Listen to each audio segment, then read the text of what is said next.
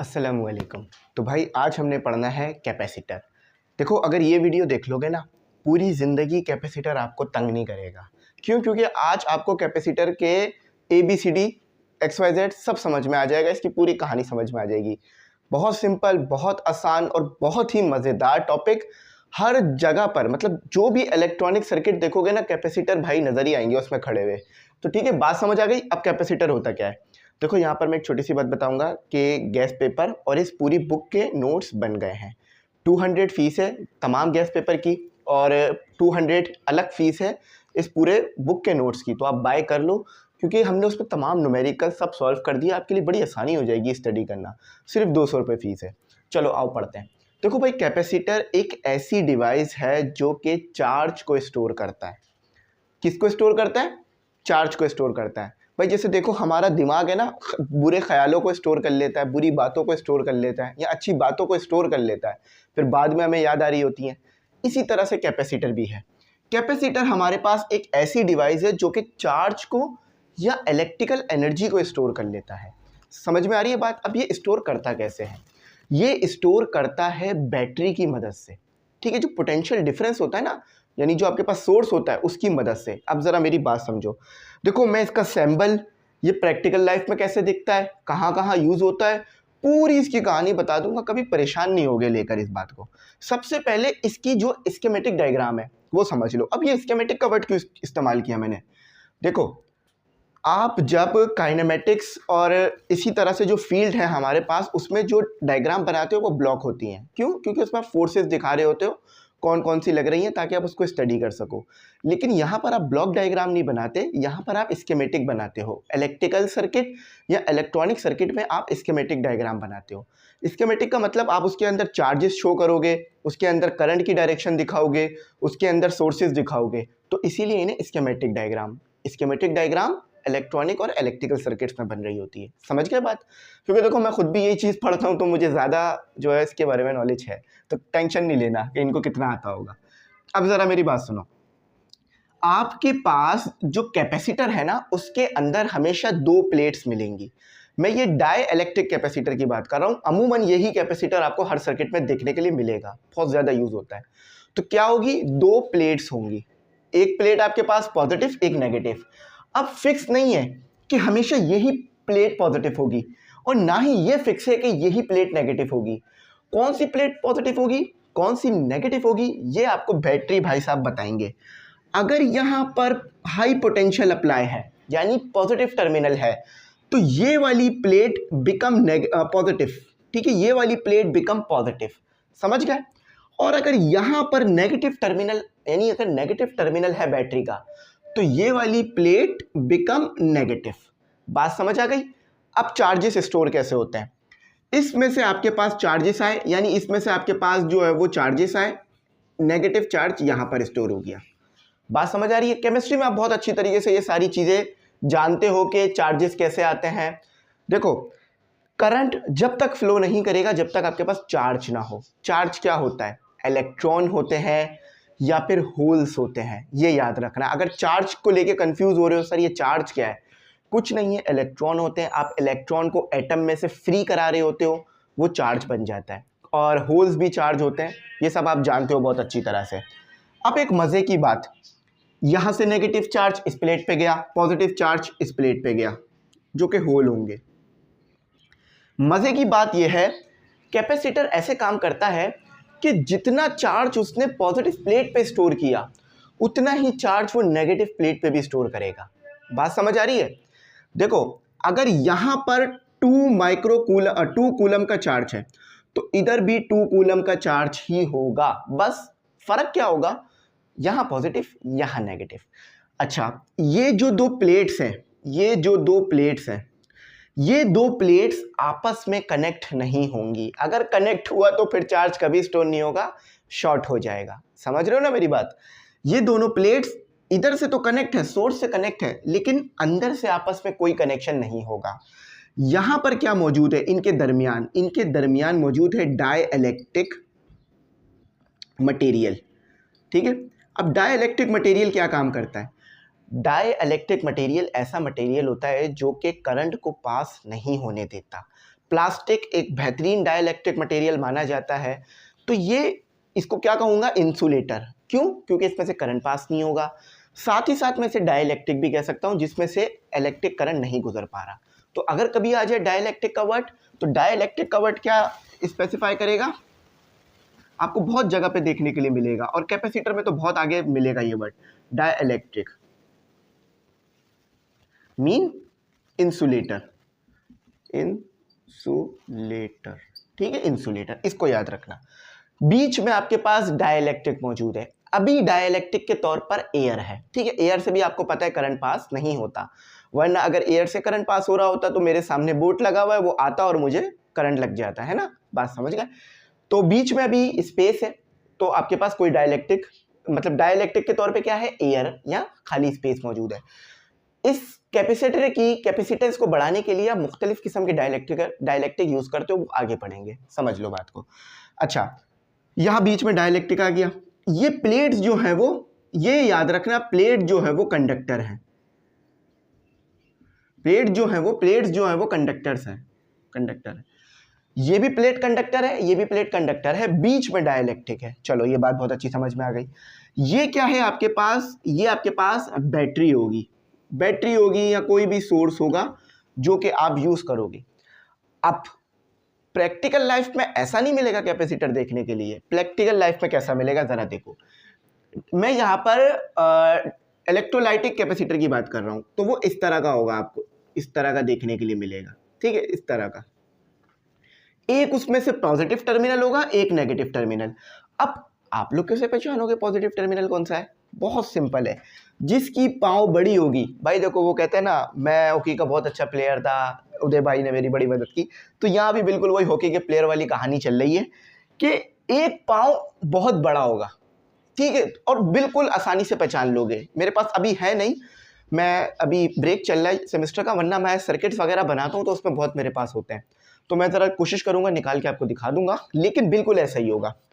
एक पाँव इसका बहुत बड़ा होगा, वो पॉजिटिव प्लेट होगी आपके पास। एक पाँव बहुत छोटा होगा, वो नेगेटिव प्लेट होगी। मतलब नेगेटिव टर्मिनल और पॉजिटिव टर्मिनल का चक्कर रहेगा। बात समझ आ गए? अब कैपेसिटर की हमारे पास बहुत सारी टाइप्स होती हैं, जिसमें हमारे पास एक सेरेमिक होता है, एक हमारे पास फिल्म होता है, एक हमारे पास वेरिएबल होता है, और वो आगे वाली वीडियो में आने वाली है बात, ठीक है। चलो ये तो बहुत अच्छी समझ में आ गई। प्रैक्टिकल लाइफ में आपको कभी ऐसा नहीं दिखने के लिए मिलेगा, ऐसा मिलेगा। अब इसको इससे रिलेट करा देता हूँ, जिंदगी भर आसान रहोगे। ये पॉजिटिव टर्मिनल, ये पॉजिटिव टर्मिनल, ठीक है, ये नेगेटिव टर्मिनल, ये नेगेटिव टर्मिनल। ये जो चीज़ है, ये जो कहानी है, इसके अंदर सेफ है। बात समझ रहे हो?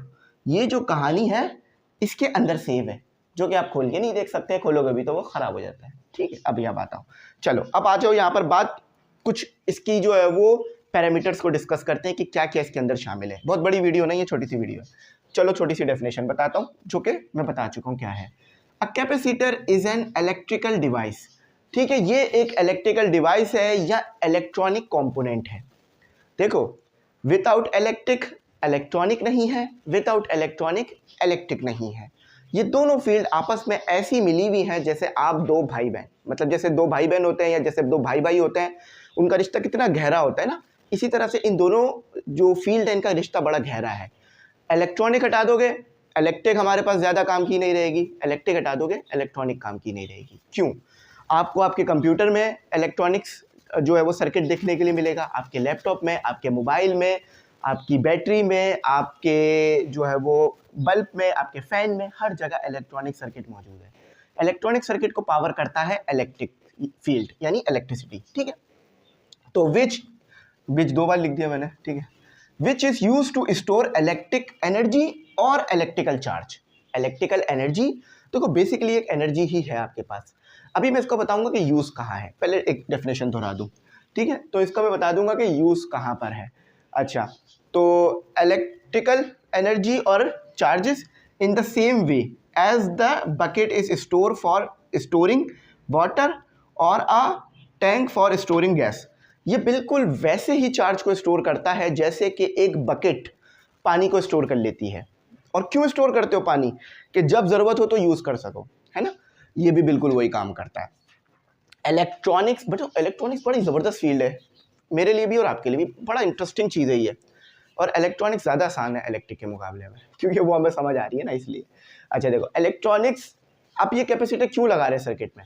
बहुत बार हमें ज़्यादा चार्जेस चाहिए होते हैं सर्किट में आगे यूज़ करने के लिए, तो इतने चार्जेस पीछे से नहीं आ रहे होते, तो हम क्या करते हैं, हम जो कम चार्जेस आ रहे हैं ना उनको स्टोर करके रख लेते हैं और फिर जब ज़्यादा की ज़रूरत होती है यूज़ कर देते हैं। इसकी बहुत ही बेहतरीन एग्जाम्पल देता हूँ। आप नहाने जाते हो, आप क्या करते हो, आप नलके के नीचे नहीं बैठ जाते, आप पहले बाल्टी भर लेते हो। क्यों भरते हो बाल्टी? ताकि जब मैं नहा रहा हूँ तो मुझे ज़्यादा से ज़्यादा पानी मिल जाए और मेरा टाइम वेस्ट ना हो। ना तो आप बगैर बाल्टी के पी सकते हो, लेकिन नहीं करते। क्यों? क्योंकि आपको फ़ौरन चार्ज या पानी चाहिए होता है वहाँ पर। इसी तरह से सर्किट को भी फ़ौरन चार्ज चाहिए होता है। अब वो इंतज़ार नहीं करेगा कि पीछे से चार्ज आए फिर मैं इस्तेमाल करूं और चलूं, नहीं। ज़्यादा अच्छा क्या है कि वो कैपेसिटर में चार्ज को स्टोर कर ले सर्किट और जहां जहां यूज़ है लगा दे, ख़त्म बात। अब प्रैक्टिकल लाइफ में सबसे बेहतरीन एग्जाम्पल, कैमरा तो आप सबने देखा होगा, ठीक है, फ्लैश भी देखी होगी आपने, लाइट, वहाँ पर कैपेसिटर बड़ा ज़बरदस्त यूज़ होता है। ये आपने हेलिडे रेस्टिंग में पढ़ सकते हो, ये चीज़ मैंने वहाँ से पढ़ी थी। मैं खुद बुक रीड करता हूँ तो मैंने ये चीज़ पढ़ी, टीचर से नहीं बताया था मुझे। होता क्या है कि कैपेसिटर चार्ज स्टोर करके रख लेता है, जैसी ही फ्लैश जलता है, फ्लैश को चाहिए बहुत ज़्यादा चार्ज, तो फिर कैपेसिटर वो फ्लैश को सारा चार्ज दे देता है एक साथ और फ्लैश जल जाता है। देखा हो ना फ्लैश कितना ज़ोर का पड़ता है आगे मुंह पर, एनर्जी कितनी ज़्यादा होती है, तो वो एनर्जी स्टोर हुई हुई होती है जो आपको एकदम से मिलती है। चलो बात समझ आ गई। इसी तरह से बहुत जगह पे यूज़ है, ठीक है, सब बता रहा हूँ, कुछ नहीं छुपा रहा। सैंपल देखो, SYMBAL,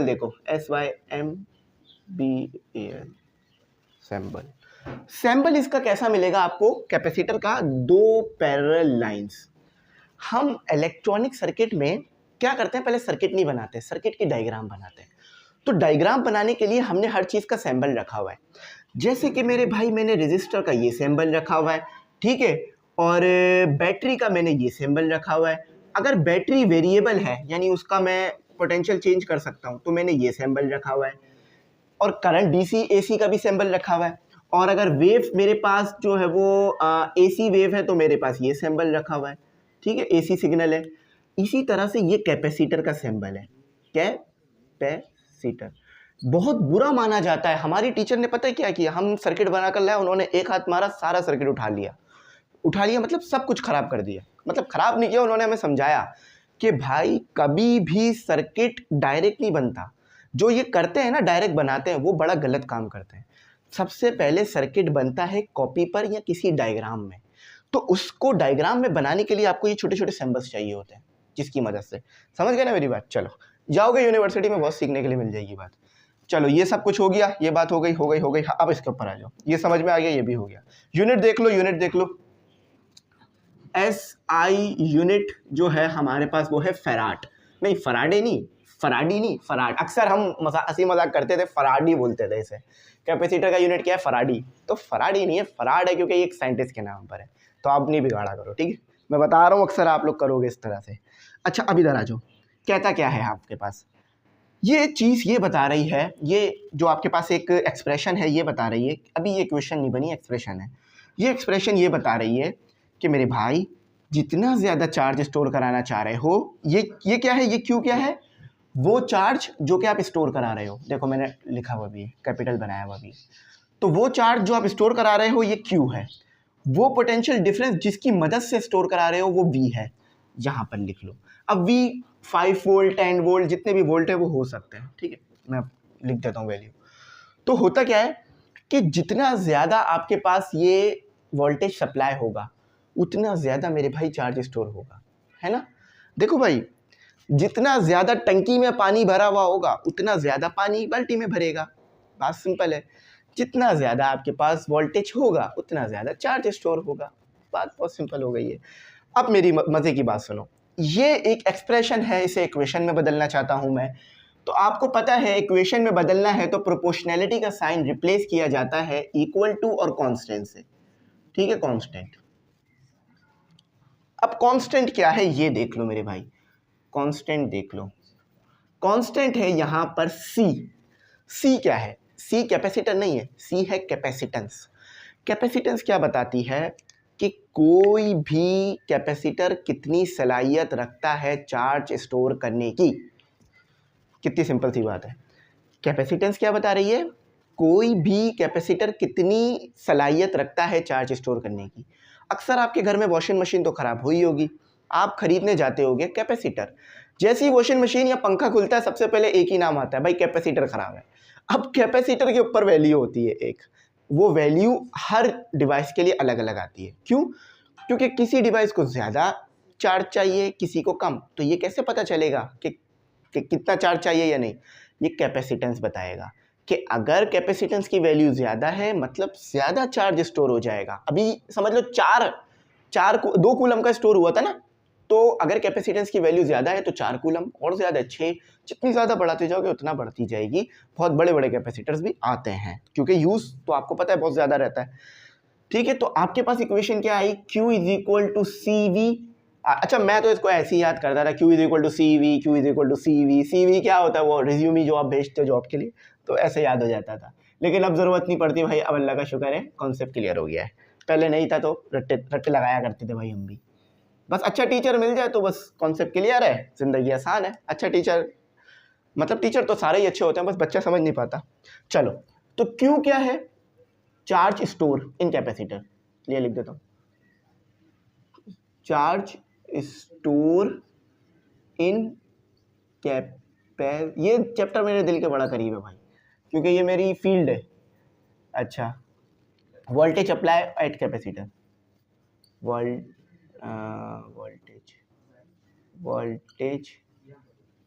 अप्लाई एट कैपेसिटर। ठीक है, कैपेसिटर लिख लो, ये बड़ा ज़रूरी होता है। और सी क्या है आपके पास? कैपेसिटेंस। ठीक है, चलो ये मैंने आपको बता दिया। देखो, मैं आप लोगों के सामने इसलिए लिखता हूँ ये सारी चीज़ें ताकि आपके ना जहन में बैठ जाए। फॉर एग्जाम्पल, मैं 100 पेज की कॉपी लिख कर आपको दे दूँ, आपके लिए वो बेकार है क्योंकि समझ नहीं आता। उन्हीं 100 पेज में से 10 पेज मैं आपके सामने लिख दूँ, आप यकीन मानो सब याद रख पाओगे, क्योंकि वो मैं आपके सामने लिख रहा था तो मैं आपको बता रहा था, वो आपके दिमाग में फीड होता जा रहा था, इसलिए ये बड़ा मसला करता है। ठीक है, चलो हो गया। अब कैपेसिटर मुख्तलिफ रेंज के आपको मिलेंगे। अच्छा, मुख्तलिफ रेंज के आपको मिलेंगे 10 माइक्रोफेराड। और हाँ, मैं यहाँ लिख दूँ कि ये कैपेसिटेंस का यूनिट होता है,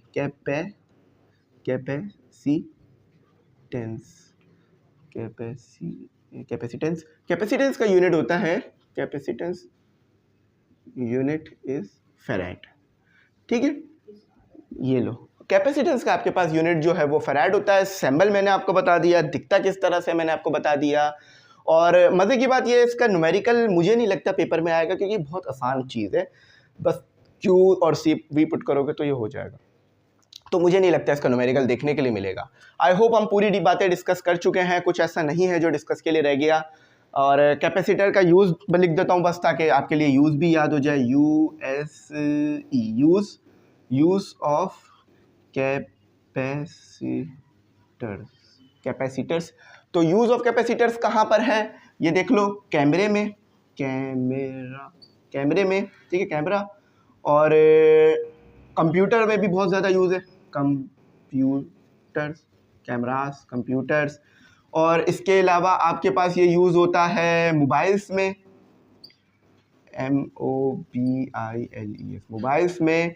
और इसके अलावा ये यूज़ होता है आपके पास फैन में, FA, ये वाला फ़ैन ना लिख दूँ वहीं में, फैंस में यूज़ हो रहा होता है ये। ठीक है, बहुत ज़्यादा इसके यूज़ हैं, तो मैंने बस छोटी सी चीज़ें लिख दी हैं। बहुत ज़्यादा यूज़ है, बहुत यूज़ है। टेंशन नहीं लेना कभी भी, इसके यूज़ से कभी नहीं रुकोगे आप।